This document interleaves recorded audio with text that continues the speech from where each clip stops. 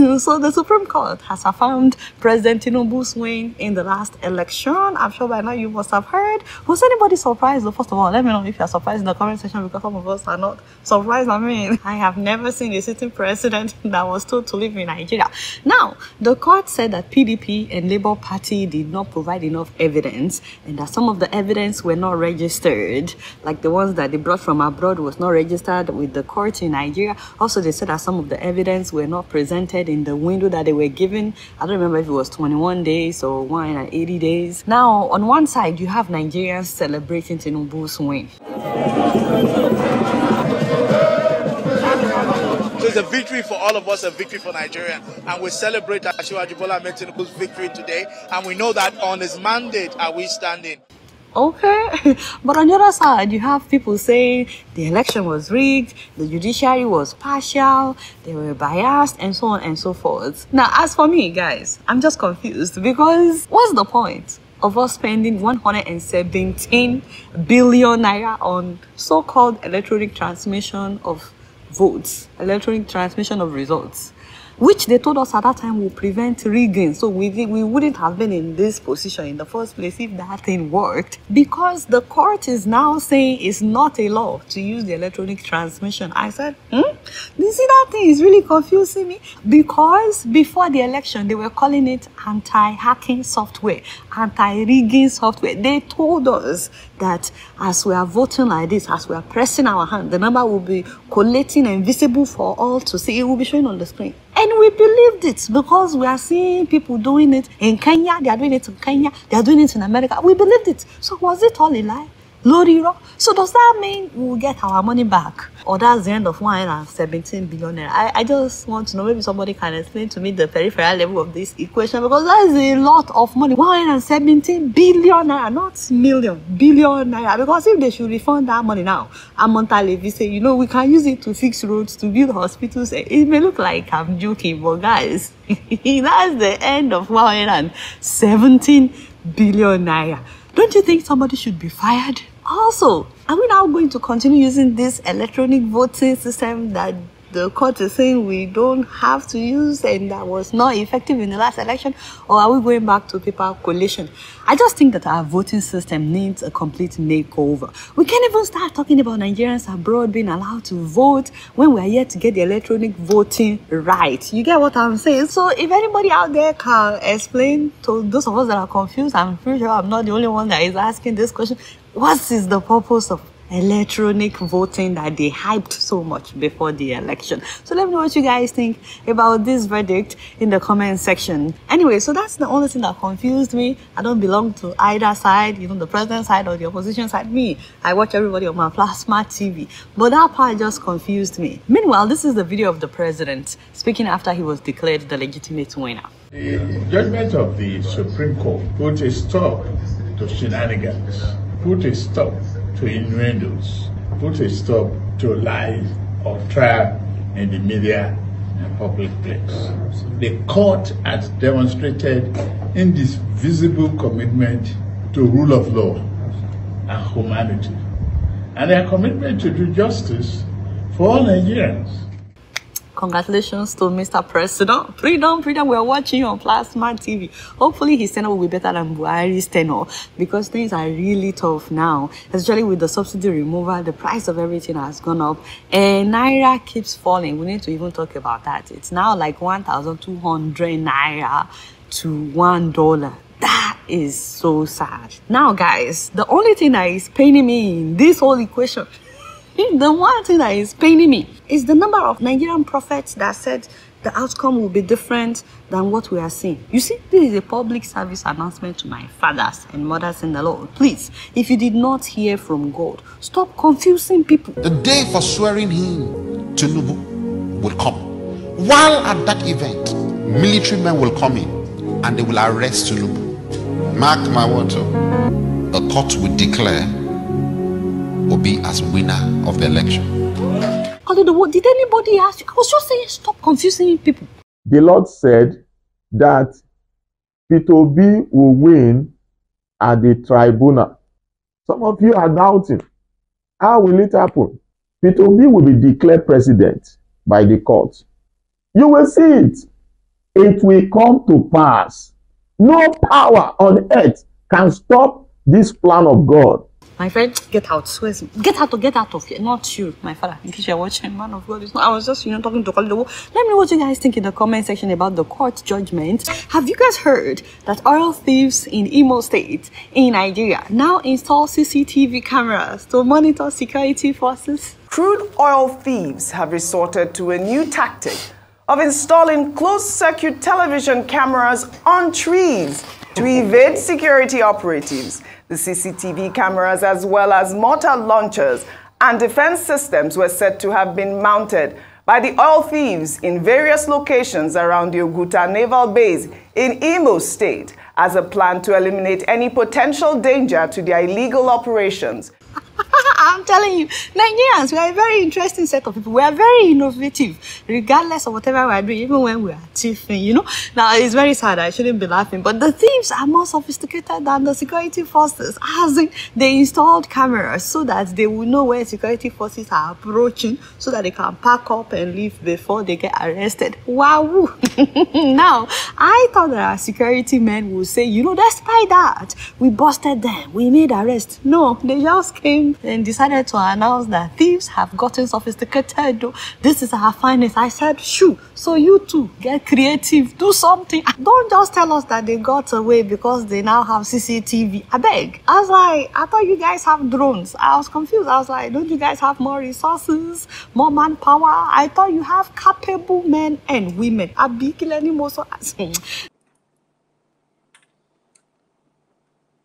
know that a lot of you were shocked by what happened with the pronouncement of the Nigerian Supreme Court. But I've promised myself that I'm not going to waste too much time on that subject, but because I know that it's on your minds, it is important that I touch on it briefly, because it is equally pertinent to the subject of my discussion this morning. I deliberately picked the topic, and in picking the topic, I said the nudist colony. In picking the nudist colony, I was deliberate. I was going to say Nigeria, the nudist colony, but I felt it was a waste of time. There is no need to qualify it any longer. We might as well just say the nudist colony. You already know the only thing that gets me going, the basis of all my exertion, is Nigeria. So there was no need to add the word Nigeria, but of course I am referring to Nigeria as the nudist colony. So what is a nudist colony? Yeah, I know some of you are kinky enough to have read up on it if you haven't heard about it before, but essentially, a nudist colony is a place where people who have a fetish for walking around naked go, but they have the decency and the presence of mind to find some secluded part of town, and that's why it's called a colony. So for you to live in a nudist colony or to visit a nudist colony, you have, or you must be presumed to have consented to being visited with sight of everybody else's nudity, and you're prepared, of course, to show yours. So everybody is going around stark as naked. Shriveled dick, long dick, small dick, big dick, shriveled breast, every part, everybody is going around stark as naked, because that is the nature of a nudist camp. So when you now have a nation or a country described essentially as a nudist camp or a nudist colony, the question that must be asked is, how is this possible? But think about it. Let's think about it. If you went into the Bible and you read from Genesis chapter 1, verses 7 to 11, you'll find that one of the first things that happened with Adam was that Adam had knowledge of the fact of his nudity. He was aware of the fact of his nudity. So when he was going to respond to the fact of his nudity, he stitched together fig leaves. He covered his essentials. He couldn't, of course, clothe himself completely, but he covered his essentials. This was a man that was conscious of the fact of his nudity. That is the importance of the reference text that I asked you to read. Adam had the presence of mind to know that he was naked, and he took steps to cover his nudity. Now, be careful to understand that before you can solve any problem, you must first of all identify the problem. Now, I have had occasion to speak to a subject in the past, and I wrote about it. You'll find it on my website. I said, play God or play dog. You play God when you affect a situation, when you do something about a situation and you are able to change the situation because you are blessed to do something about it. That is you playing God. You play dog when you draw attention to the existence of an anomaly. So you're barking. So you can call me a dog. I'm barking. I'm drawing attention to the fact that we've become a nudist colony. A nudist colony. Don't worry, we'll get there bit by bit. But think about it. Adam took steps. He covered his nudity. Now, if we have not recognized the fact that we are naked, it becomes next to impossible to do anything to cover our nudity. So it is important that we ask ourselves, what has stopped us from seeing the fact of our abject nudity? I'll tell you, religion.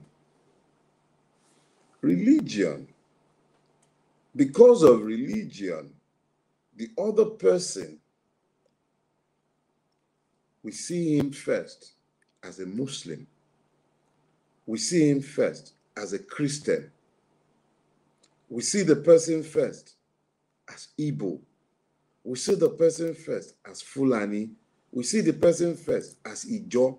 We see the person first as Kalabari, as Yoruba, as Isoko. We don't see the humanity of the person. We see the person first as rich or as poor, as educated or uneducated. We do not humanize ourselves. So, because we have used one of these multiple cloaks, we have views of the persons that we should see as human, and we have equally forced ourselves, deluded ourselves into subjectivizing the truth of what we see. So even though we see abject nudity, we cover the person's nudity with his religion, with his tribe. So he's your tribesman. He can't be a thief. He's your tribesman. He's not a forger. He's your tribesman. He's not a murderer. We find the many reasons why we cannot see the nudity of what we see. And we've become a nation of nudists.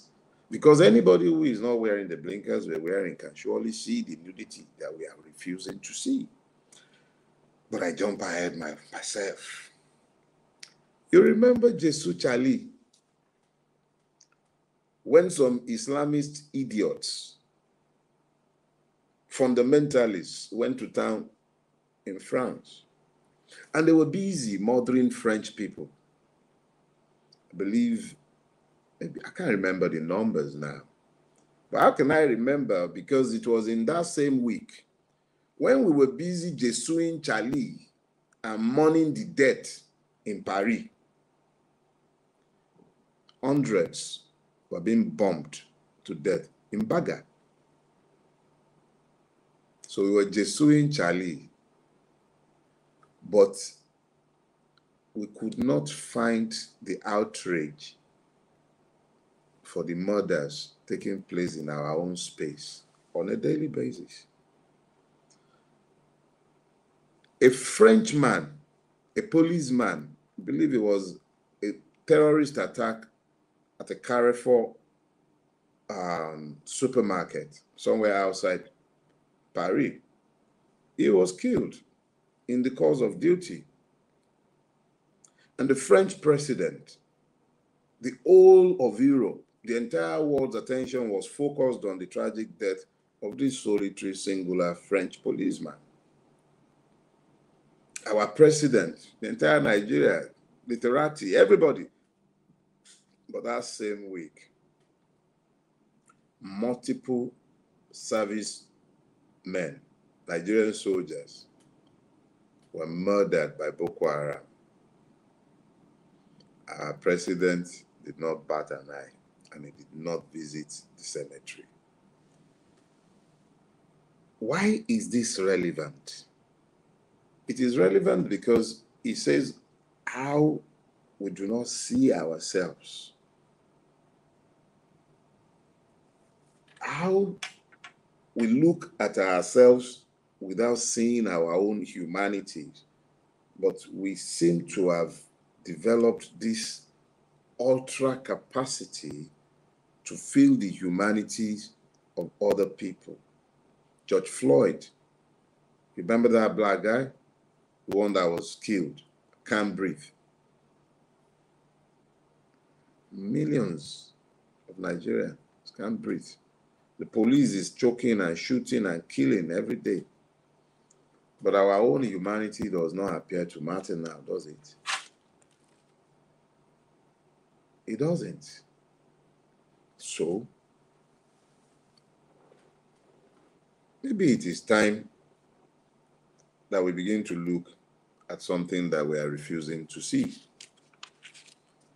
And what is this thing that we are not seeing?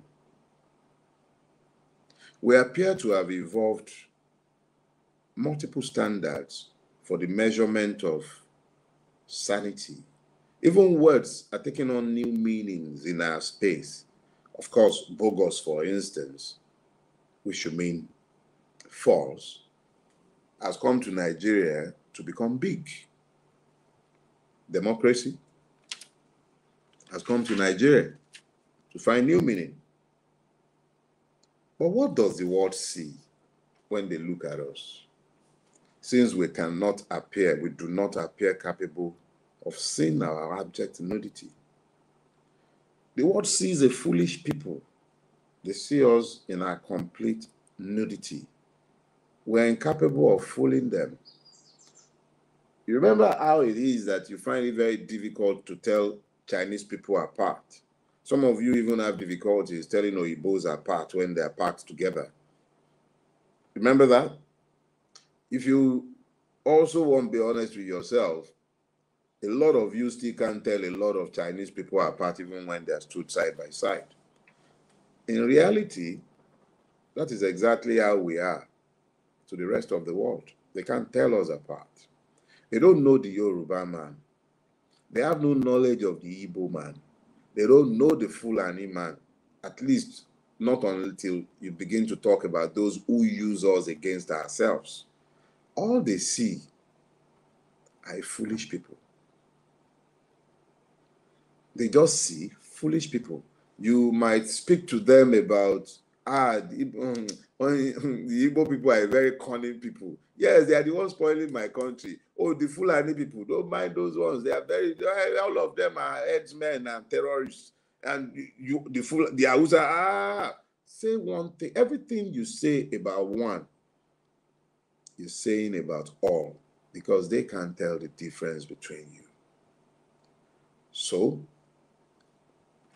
whilst you're busy defining your hated brothers and sisters, remember that you are also defining you to those you're speaking outside of our shores.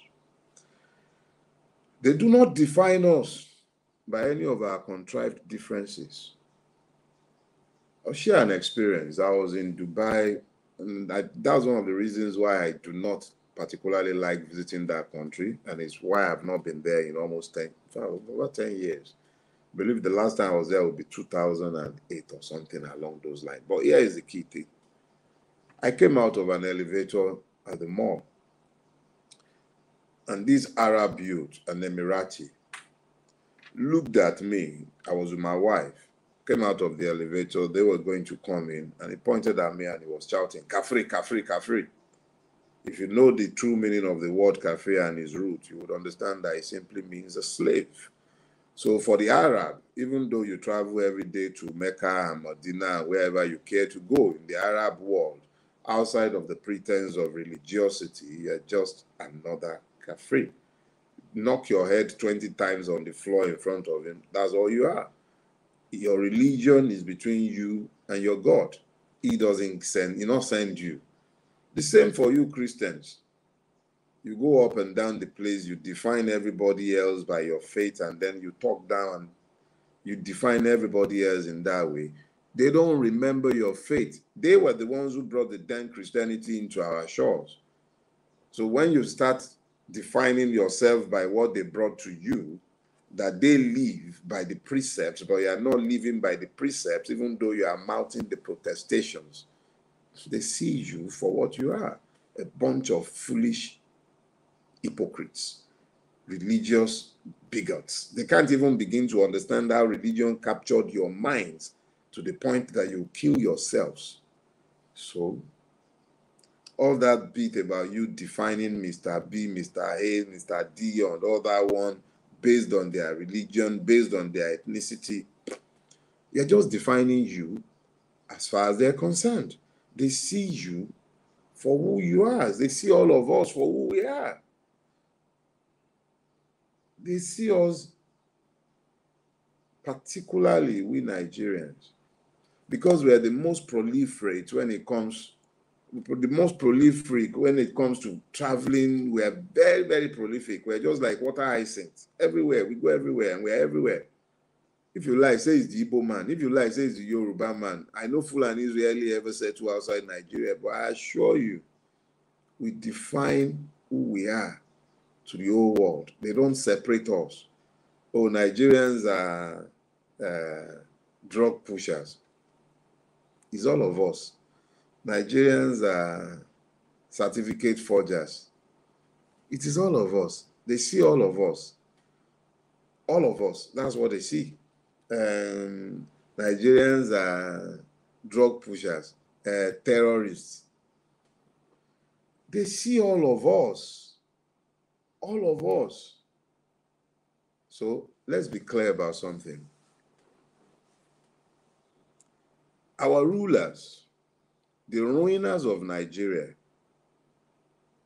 what they have done is that they have ignored to understand the fact that they are the ones that are seen as the most foolish by those using them to keep us down.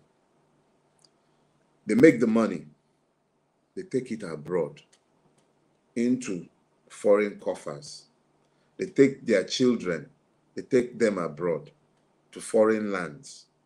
These children grow up estranged from the land of their ancestors. The wealth leaves and it stays out there. And all of us, we sit down and we bemoan what we are the ones capable of changing. Why do I say that? We are a nation of nudists.